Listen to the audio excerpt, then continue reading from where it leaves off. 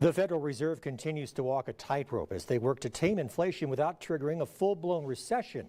And a down market is the last thing baby boomers want as we approach peak 65. We'll tell you what that is in a moment. Plus, we're almost halfway through 2022. How are you feeling about your financial goals for the year?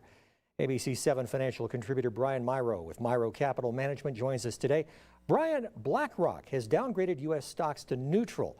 And in a note published by the asset manager, it reads in part, "We see no clear catalyst for a rebound.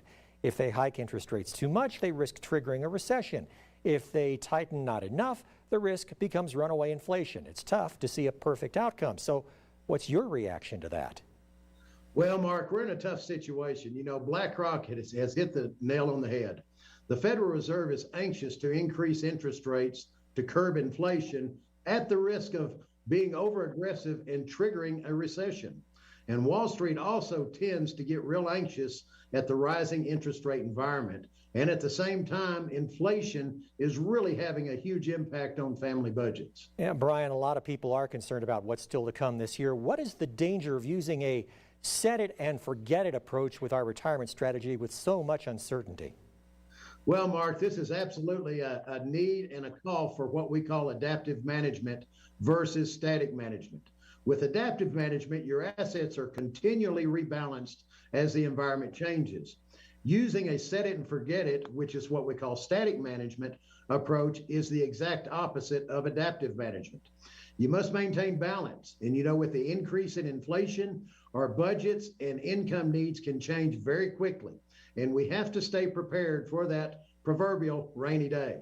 Now, at the beginning of today's segment, I mentioned the term peak 65. Now, that describes the point in time when more Americans will turn age 65 than any other point in history. It's expected to happen in 2024. Let's talk about why this is a significant milestone for people thinking about retirement.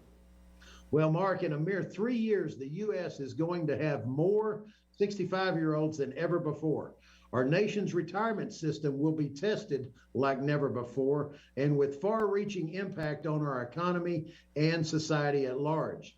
You know, traditional planning, which consisted of the 3 pillars of retirement, including pensions, personal savings, and Social Security, is going to be pressured like never before. You know, we must plan on incorporating in our retirement other sources of guaranteed lifetime income. All right, so we're almost halfway through the year, Brian. What advice do you have for folks who might feel a little behind on their financial goals for the year?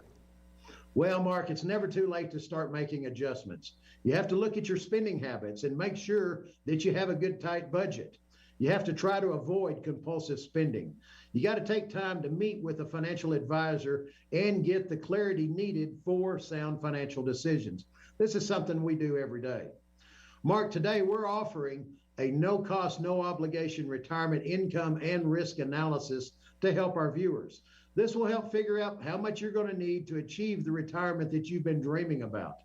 You can give us a call at 1-888-668-9327 and ask for your retirement income analysis. And you can also access Will a Recession Rob Your Retirement Guide? Both of these are available on our website at www.myrocapital.com/TV. ABC 7 financial contributor Brian Myrow, thank you as always for joining me. Mark, thank you for having me today.